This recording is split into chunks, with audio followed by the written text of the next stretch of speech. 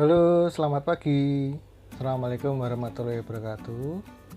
Bagaimana kabar teman-teman pada hari ini? Pastinya selalu sehat dan tetap semangat kuliah ya, meskipun lewat daring atau online. Oke, pada pertemuan ketiga ini ya, mata kuliah manajemen K32, manajemen K3, pada pertemuan ketiga maksud saya, kita akan membahas materi tentang problem solving cycle ya, atau kita kenal dengan namanya PSC ya. Untuk PSC ini saya khususkan untuk bidang K3 ya, untuk bidang K3. Nah, ini nanti berhubungan dengan tugas teman-teman di Sepada yang sudah saya tulis di Sepada ya. Ini di sepada.uns.ac.id sudah saya sampaikan atau sudah saya tuliskan untuk tugas PSC ya. Tapi sebelum mengerjakan tugas ini, baiknya teman-teman bisa melihat video ini sebagai panduan dalam penyusunan PSC. Oke, saya mulai saja ya. Jadi di dalam materi ini ya, pada pertemuan ketiga ini nanti saya jelaskan tentang definisi dari PSC, langkah penyusunan PSC, terus di dalam langkah tersebut ada nanti identifikasi masalah ya, terus ada menentukan prioritas masalah, selanjutnya menentukan jalan keluar, setelah itu menyusun plan of action, dan yang terakhir nanti ada namanya evaluasi kegiatan. Oke, ini nanti yang akan saya sampaikan di dalam slide atau dalam video ini. Saya lanjut ya. Jadi PSC di sini maksudnya apa? Jadi PSC di sini merupakan serangkaian kegiatan terus-menerus dalam rangka pemecahan masalah. Kenapa disebut terus-menerus? Karena di dalam PSC ini kita kenal dengan namanya siklus problem solving cycle. Jadi kalau siklus itu pasti berkelanjutan. Nah, nanti di akhir perkuliahan ini atau di akhir video ini saya jelaskan tentang kenapa harus dilaksanakan secara terus-menerus. Terus selanjutnya PSC di sini merupakan salah satu metode pemecahan masalah dengan cara identifikasi masalah, ya, khususnya masalah yang menjadi prioritas ya. Kemudian mengidentifikasi solusi atau jalan keluarnya, dan yang terakhir melakukan tindakan perbaikan. Ya, ini mirip-mirip dengan HIRA ya, tetapi ini bukan HIRA ya. Oke, secara singkat siklus PSC ini ya saya sampaikan dalam 5 step atau 5 tahap. Yang pertama dari identifikasi masalah, dilanjut dengan menentukan prioritas masalah, selanjutnya menentukan jalan keluar, membuat plan of action, dan evaluasi kegiatan. Oke, saya jelaskan satu persatu. Yang pertama, siklus pertama ada identifikasi masalah ya. Jadi waktu kita semester 1 dulu kita sudah kenal faktor bahaya ya teman-teman ya. Ada faktor fisik, kimia, biologi, fisiologis, dan psikologis ya. Dan kita juga pernah dengar istilahnya potensi bahaya ya, ada unsafe act dan unsafe condition. Nah, dari identifikasi masalah dari PSC ini dilihat dari ada namanya apa? Gap atau kesenjangan atau perbedaan antara harapan dengan kenyataan, khususnya di tempat kerja ya.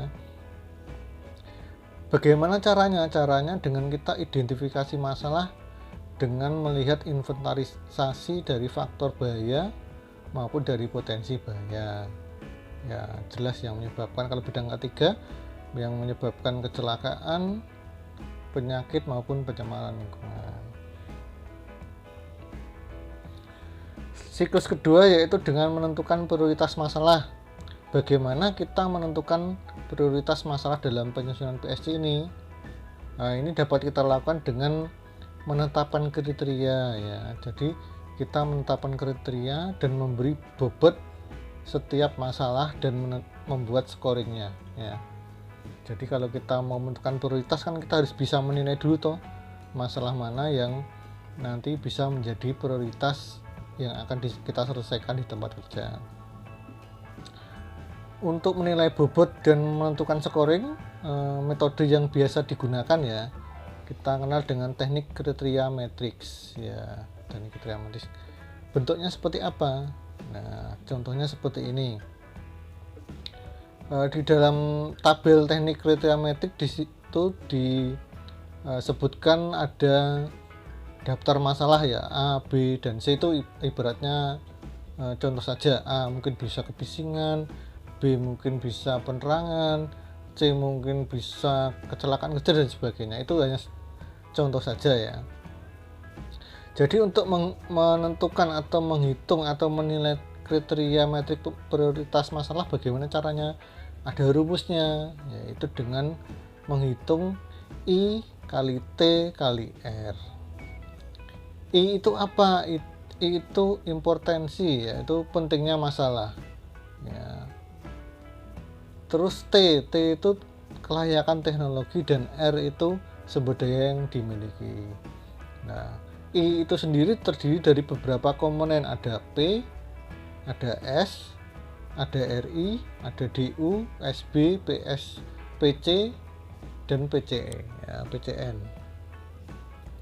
Bagaimana cara menentukannya? Ya, dengan melakukan perkalian. Jadi dari poin A, daftar masalah A itu ya angka 1 kali 4 kali 2 kali 3 kali 4 kali 3 kali 1 kali 3 kali 2, hasilnya 1728. Nah, semua masalah tadi kita hitung jumlah I kali T kali R tadi ya. Prioritas masalah yang kita ambil untuk kita selesaikan yang mana? Yang mempunyai nilai terbesar. Nilai terbesar dilihat dari apa? Dari jumlah masalah yang kita nilai. Ayo kita coba lihat tabel ini ya. Kira-kira jumlah masalah dengan nilai tertinggi itu yang mana? Iya, ada pada masalah C dengan nilai 2880 yang melebihi semua nilai dari 1 dan 2 tadi ya. Jadi prioritas masalah yang harus kita selesaikan adalah masalah C. Jadi ini contoh perhitungan matriks prioritas dengan teknik kriteria metrik. Nah, untuk scoringnya gimana? Tadi kan ada nilai 1, 2, 3, 4, dan 5.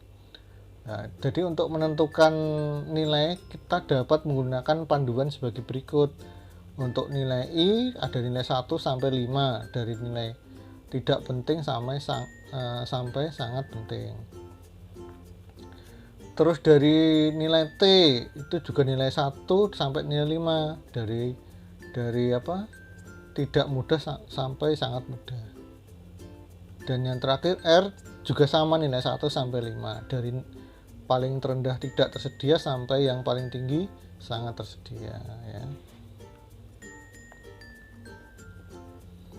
Terus selanjutnya dalam PSC siklus ketiga adalah menentukan jalan keluar. Jadi setelah masalah kita ketahui prioritasnya, masalah tersebut kita tentukan jalan keluarnya ya. Bagaimana caranya? Dengan menggunakan analisis SWOT. Nah, SWOT itu apa? Teman-teman masih ingat gak? Atau sudah pernah disampaikan materi tentang SWOT belum? Ya. Jadi SWOT itu kepanjangannya dari strength, weakness, opportunity, dan threat ya. Kita lihat dulu dari strength itu apa sih ya. Kita lihat di slide bahwa strength atau kekuatan maksudnya apa? Jadi kelebihan yang dimiliki oleh perusahaan, oleh organisasi yang dapat dimanfaatkan dan berperan besar ya untuk memperlancar berbagai kegiatan yang akan dilaksanakan ya. Jadi kita lihat strength ini merupakan bagian khas dari perusahaan ya, kelebihan yang dimiliki perusahaan. Selanjutnya ada weakness ya. Weakness kelemahan, tadi ini kebalikannya dari strength. Jadi ada kekuatan juga ada kelemahan. Bedanya apa? Ini juga merupakan ciri khas perusahaan ya. Apabila weakness ini tidak diatasi, ya, ini bisa berbahaya bagi perusahaan. Ya. Jadi setiap ada kekuatan pasti ada kelemahan.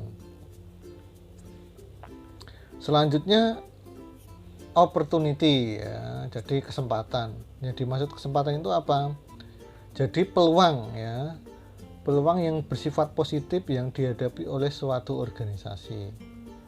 Yang apabila dapat dimanfaatkan akan besar peranannya untuk mencapai tujuan organisasi. Ya, jadi opportunity itu peluang. Jadi peluang kalau tidak dimanfaatkan itu istilahnya bahasa Jawanya eman-eman ya. Jadi perusahaan harus dapat memanfaatkan peluang yang ada. Selanjutnya yang terakhir T yaitu threat, hambatan ya, atau istilahnya ancaman bisa, hambatan bisa ya. Merupakan kendala yang bersifat negatif ya, yang dihadapi oleh suatu organisasi atau perusahaan yang apabila dapat diatasi itu peranannya sangat besar untuk mencapai tujuan. Jadi itu ya, tadi ada strength, weakness, opportunity, dan yang terakhir threat atau hambatan. Kita lihat dulu ini gambar ini. Jadi kalau analisa SWOT ini kita bentuk seperti ini ya. Jadi kekuatan, kelemahan, ada peluang dan ancaman. Jadi kalau kita ngomongnya kekuatan dan kelemahan itu pasti apa? Yang ada di dalam diri atau istilahnya faktor internal dari suatu organisasi atau perusahaan ya. Jadi kalau opportunity sama ancaman itu faktor eksternal, yaitu faktor dari luar. Jadi itu ya, kita bisa membedakan bedanya kelemahan sama ancaman apa. Nah, itu kita lihat ada faktor internal dan eksternal ini ya.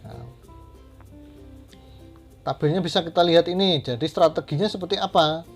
Jadi kita punya strength ya atau kekuatan itu gunakan untuk memanfaatkan opportunity, peluang ya. Jadi kita bacanya secara silang ini ya. Jadi kita punya kekuatan digunakan untuk memanfaatkan peluang ya. Terus kelemahan apa yang harus kita lakukan dengan kelemahan? Kita hilangkan kelemahan dengan memanfaatkan apa? Peluang ya. Jadi itu.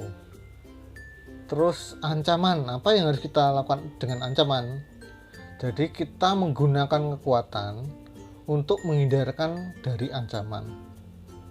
Ya, kita lihat dari tabel strategi ST tadi ya. Terus apa yang kita lakukan dengan ancaman dan kelemahan ini ya. Kita minimalkan weakness atau kelemahan kita untuk menghindarkan ancaman itu ya. Jadi ini strateginya teman-teman dalam penyusunan analisis SWOT ini ya. Oke, bagaimana kita menyusun alternatif jalan keluar ya? Bisa dilakukan dengan menyusun tabel alternatif jalan keluar ya. Yaitu masalah yang menjadi prioritas diidentifikasi dari penyebab dan alternatif penyelesaian yang dapat dilakukan.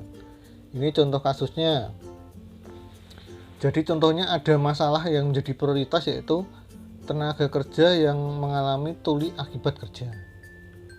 Berarti kita lihat penyebabnya dulu. Oh, ternyata terpapar bising yang melebihi NAB ya. Terus tenaga kerja tidak menggunakan APD.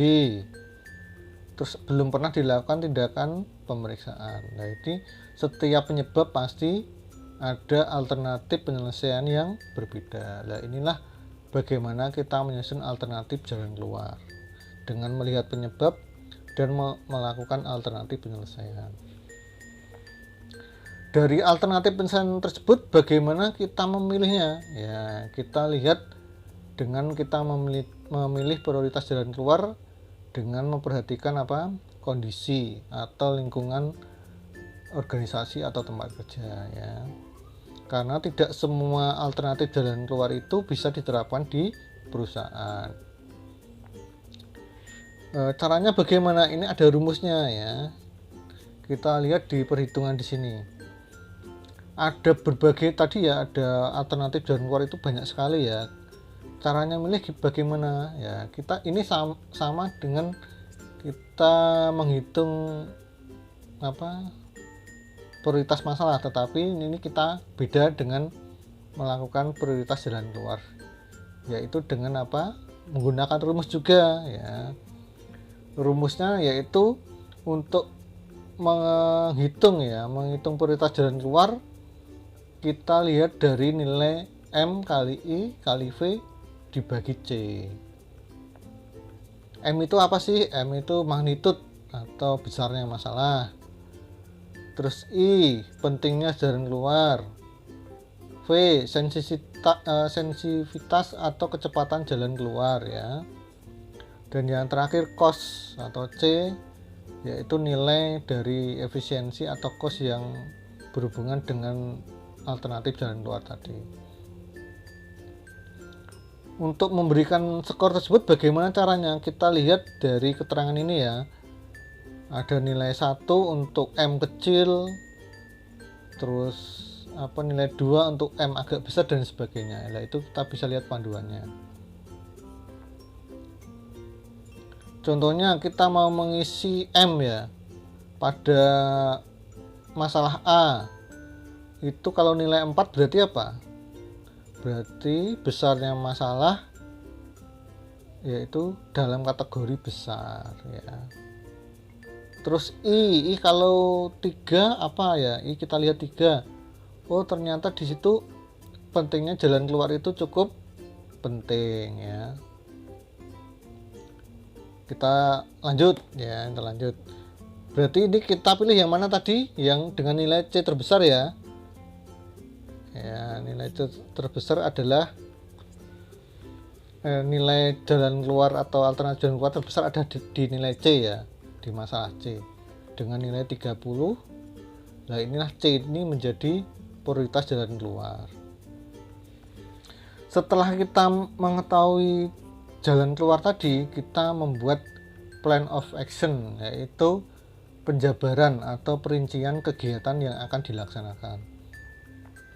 Jadi kalau C tadi sudah ketemu, berarti C itu kita buat program ya. Programnya seperti apa? Contohnya ini format plan of action ya. Pertama nama kegiatan, contohnya tadi kebisingan, terus nilai tertingginya tadi poin C tadi contohnya pemeriksaan kesehatan ya, berarti nama kegiatannya pemeriksaan kesehatan berkala pada pekerja yang terpapar bising ya, itu contohnya. Materinya apa? Oh, materi yang dibutuhkan apa sih ya, kita butuh peralatan, kita apakah butuh penyuluhan juga dan sebagainya. Ada sasaran siapa, tenaga kerja tadi ya, pelaksananya siapa, waktu, biaya, lokasi atau bagian. Nah, ini nanti yang bisa teman-teman lengkapi dalam penyusunan plan of action. Dalam pelaksanaan kegiatan pasti kita perlu melakukan namanya evaluasi. Jadi setelah kegiatan tadi dilaksanakan, kita evaluasi apakah kegiatan tersebut mempunyai hal-hal yang kurang atau ada temuan atau yang tidak bisa dilaksanakan atau ketidaksesuaian dan sebagainya. Nah, itu bisa kita lanjut lagi siklusnya ke identifikasi masalah ya, itu. Tetapi apabila dari siklus PSC tadi dievaluasi kegiatan menyatakan bahwa tingkat keberhasilannya tinggi, jadi semuanya sudah tercapai, berarti kita tidak perlu mengulang lagi di siklus pertama, yaitu identifikasi masalah. Itu. Nah, simpel kan teman-teman? Nanti saya harapkan teman-teman bisa mengerjakan tugas berdasarkan materi yang saya sampaikan. Untuk formatnya silahkan format makalah biasa ya. Teman-teman buat tadi 5 langkah tadi sesuai kasus yang saya tulis di spada.uns.ac.id. Oke. Sebelum saya akhiri, ini ada pertanyaan yang teman-teman harus jawab ya. Nanti di kolom komentar silahkan pertanyaannya. Ini berhubungan dengan SWOT ya. Kadang kita sering bingung untuk mengkelompokkan masalah atau permasalahan di tabel SWOT tadi ya. Antara lain kelemahan, weakness, dan ancaman. Jadi kita kadang bingung ini dimasukkannya di kelemahan atau di ancaman ya. Nah, menurut teman-teman bagaimanakah membedakan antara kelemahan dan ancaman tersebut? Silahkan teman-teman tulis di kolom komentar ya. Nah, baik, itu saja materi dari saya. Kurang lebihnya saya mohon maaf. Semoga bermanfaat. Assalamualaikum warahmatullahi wabarakatuh.